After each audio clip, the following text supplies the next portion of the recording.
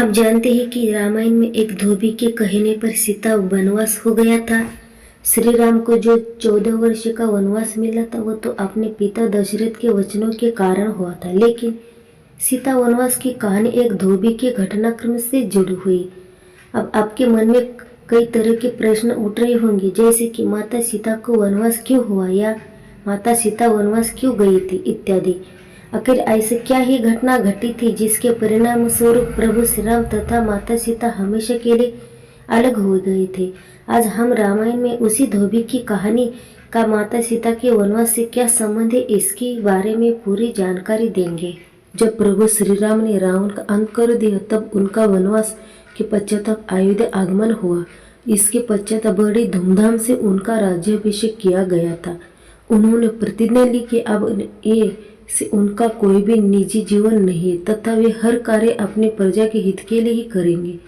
उनकी प्रजा किसी भी समय उनके सामने अपने दुख, समस्या इत्यादि लेकर आ सकती है तथा न्याय मांग सकती है।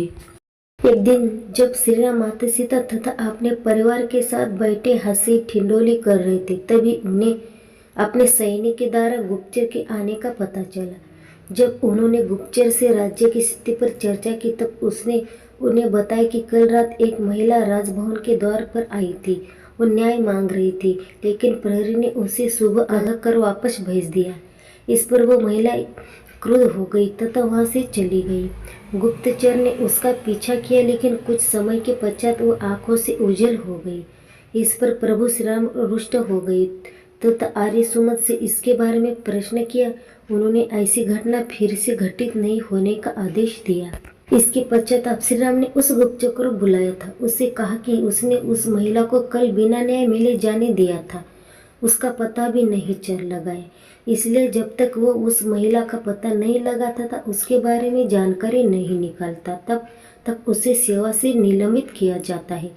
श्री राम का आदेश पाकर वो उस महिला की खोज में निकल गया। श्री राम ने उसे उस घटना की संपूर्ण सूचना एकत्रित करने के पश्चात स्वयं को भूख दिखाने की आज्ञा दी। गुप्तचर ने श्री राम को बताया कि उस महिला का तो पता नहीं चला, लेकिन उस महिला का पति उनके राज्य की सीमा पर स्थित गौतमी नदी के पास एक गांव में रहता है। उसने बताया कि उसके पति ने उसे स्वीकार करने से मना कर दिया है कि क्योंकि वह अपने मायके से आते हुए एक रात कहीं रुक गई थी। इसका कारण पूछने पर गुप्तचर ने बताया कि गांव में पता करने पर पता चला है कि वो स्त्री सभी को एक ही कारण बताती रही कि अपनी माँ के घर से अपने पति के घर वापस आने के लिए उसने रास्ते में एक नदी पार करनी पड़ती। जब वो अपने घर जाने के लिए उस नदी के पास पहुंची थी तब तक शाम का अंधेरा हो चुका था तथा वर्षा शुरू हो चुकी थी। इस कारण केवट ने नाव चलाने से मना कर दिया है।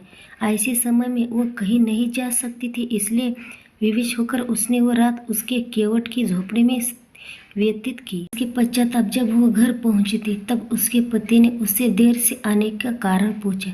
उसके पति ने उसकी पवित्रता पर संदेह करके उसे घर से निकाल दिया। इस पर श्री राम ने पूछा कि वह स्त्री अपने पति का विश्वास क्यों नहीं दिला सकी। तब गुप्तचर ने बताया कि उन दोनों के बीच अविश्वास ज्यादा तथा कि उनके बीच लड़ाई झगड़े आम बात है। साथ ही उस स्त्री ने क्षमा मांगने से भी मना कर दिया तथा कहा कि जब उसने कोई अपराध ही नहीं किया तब वो क्षमा क्यों मांगेगी। उस स्त्री ने अपने पति से कहा कि अब मर्यादा पुरुषोत्तम श्री राम का राज्य ही, इसलिए वह स्वयं जाकर उनसे न्याय मांगेगी। गुप्तचर की बातों से श्री राम को संदेश हुआ कि उसने उन्हें संपूर्ण बात नहीं बताई तथा ऐसी कुछ बात है जिसे वो उनसे छुपा रहा है। उसने गुप्तचर को आदेश दिया कि वो स्वयं उसके साथ उसके मित्र बनकर उस गांव में जाएंगे तथा घटना का पता लगाएंगे कि इसके बाद श्री राम एक सामान्य नागरिक का भेष धारण कर गुप्तचर के साथ उस गांव में गए। वहां जाकर उन्होंने गांव वालों की बातें सुनी। गांव वालों की बातों के अनुसार वो स्त्री कोई ही दोष दे रही थी तथा इसके लिए अपने राजा श्री राम पर भी प्रश्न उठा रहे थे। उन्होंने श्री राम के द्वारा माता सीता को अपनाने पर भी प्रश्न उठाए, क्योंकि रावण के महल में इतने दिन रहने के पश्चात भी उन्हें सीता को अपना लिया। उन्होंने इस श्री राम की निर्बलता करार दिया था, उसे स्त्री वो नाम दिया। गांव वालों के अनुसार इसके कारण सभी स्त्रियों को इसके लिए और प्रोत्साहन मिला है कि इसका लाभ कई स्त्रियां अनुचित करने के लिए उठा सकते। एक राजा के द्वारा किए गए कार्य का प्रभाव प्रजा पर भी पड़ता है, इसलिए इसके लिए उन्होंने राजा राम को दोष दिया। इस घटना के पश्चात श्री राम का हृदय तार तार हो गया था। उन्होंने गुप्तचर से पूछा कि क्या इस प्रकार की बातें केवल इसी गांव में ही होती है या नगर के अन्य गांव में भी इसी प्रकार की बात होती है। इस पर गुप्तचर ने इस बात को स्वीकार कर लिया कि माता सीता के बारे में इस प्रकार की बातें अन्य गांव में भी होती है। तब श्री राम ने नगर के अन्य गांव में भी जाकर इसका पता लगाने का सोचा। भगवान श्री राम को इस प्रकार दुखी देखकर माता सीता का मन भी उदास हो गए, लेकिन श्री राम ने उन्हें कुछ बताया नहीं। इसलिए माता सीता ने अपने गुप्तचर के माध्यम से इस बात का पता लगाया था कि उन्हें ज्ञान हुआ कि उनके बारे में अयोध्या के नगर में क्या बातें चल रही थी तथा श्री राम के दुख का असली कारण क्या है। संपूर्ण बात को जानने के पश्चात माता सीता ने स्वयं ही वन में जाने का कठोर निर्णय लिया। श्री राम ने माता सीता को वन में जाने से रोकने के बहुत प्रयास किए। उन्होंने तो यहाँ तक कह दिया कि वो अयोध्या के राज सिंहासन को छोड़ देंगे और स्वयं उनके साथ वन में चलेंगे। इस बार माता सीता ने उन्हें राज धर्म की शिक्षा दी और उसके लिए यह त्याग करने को कहा। अंत में श्री राम ने सीता की बात मान ली। माता सीता ने रात के ही अंधेरे में वन जाने का निर्णय लिया।